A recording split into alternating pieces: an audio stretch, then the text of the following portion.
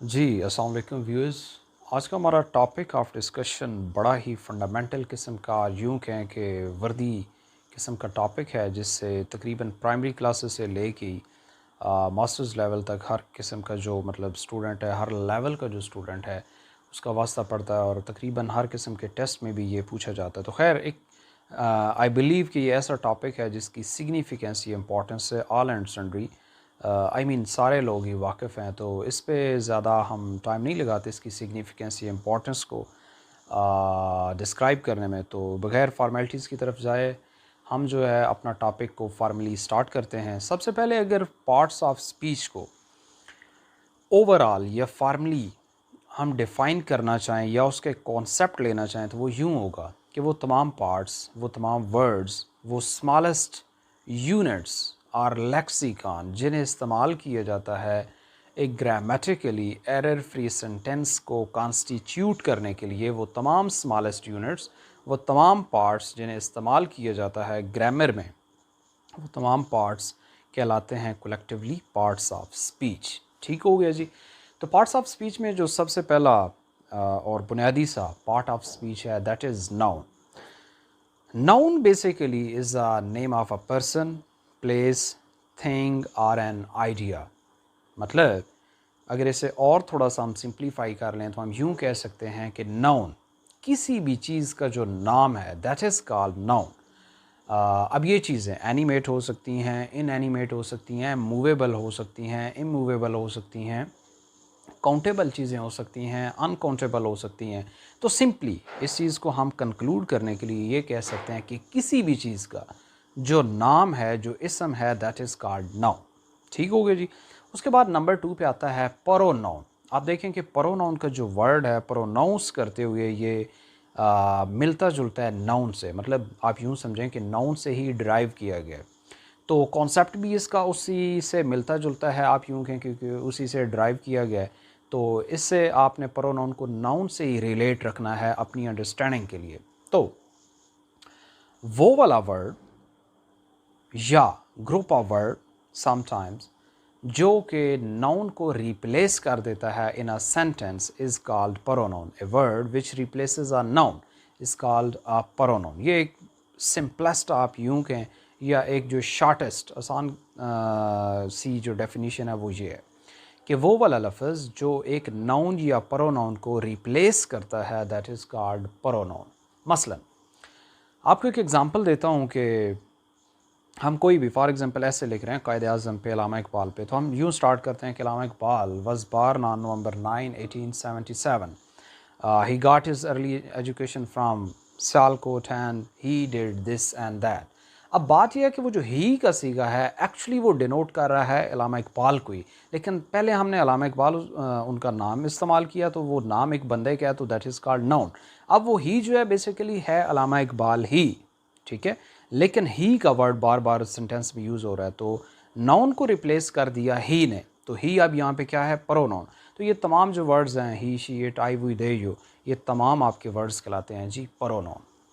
उसके बाद नंबर 3 पे हम डिस्कस करते हैं वर्ब को। Verb mean fail.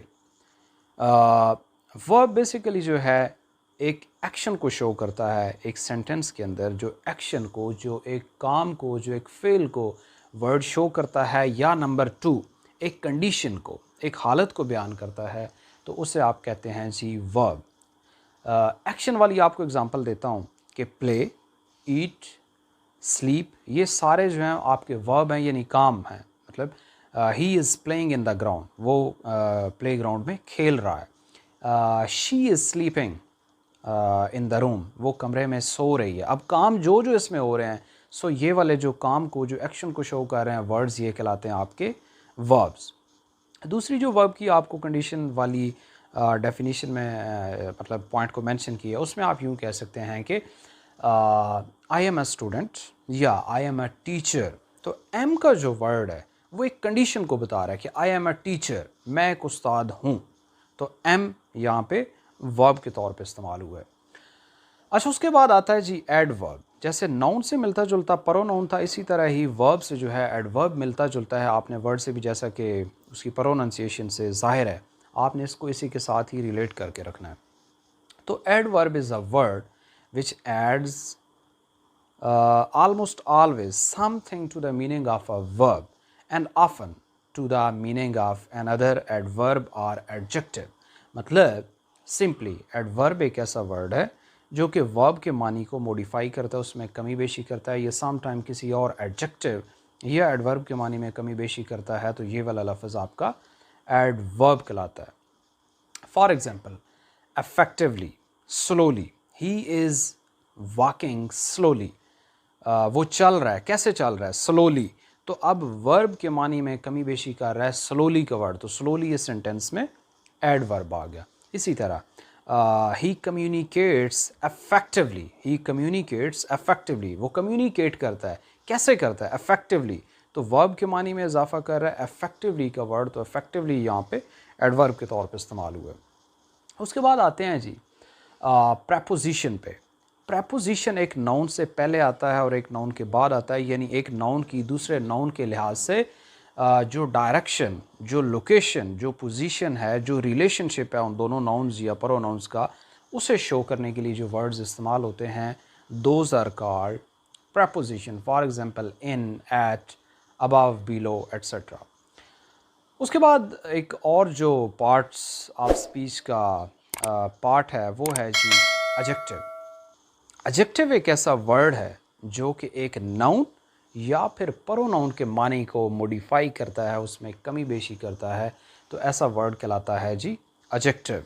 ठीक है, जैसे हमने एडवर्ब पढ़ा था कि वो वर्ब एडजेक्टिव या एडवर्ब के मानी को मॉडिफाई करता है, इसी तरह हम एडजेक्टिव पढ़ रहे हैं कि ये किसी और नाउन या प्रोनाउन के मानी में कमी बेशी करता है, कुछ इजाफा करता है, कुछ मालूमात देता है. For example, a tall boy, a handsome man,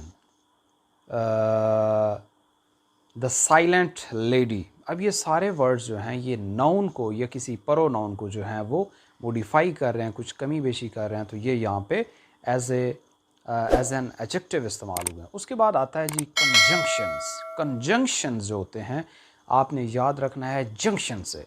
अब जंक्शन का वर्ड लिखा होता है आमतौर पे रेलवे स्टेशंस पे, प्लेटफॉर्म जो होते हैं, मतलब एक ऐसा पॉइंट जो दो और मुख्तलिफ पॉइंट्स को आपस में जोड़ रहा है, so that is called junction.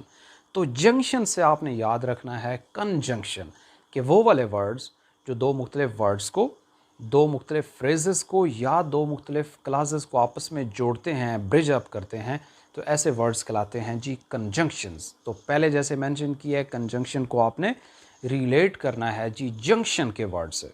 ठीक हो गया. For example, and, or, neither, because, although, nevertheless, ये सारे आपके वर्ड्स जो हैं कंजंक्शंस की एग्जांपल है. उसके बाद लास्ट हमारा आ गया जी पार्ट्स ऑफ स्पीच में इंटरजेक्शन.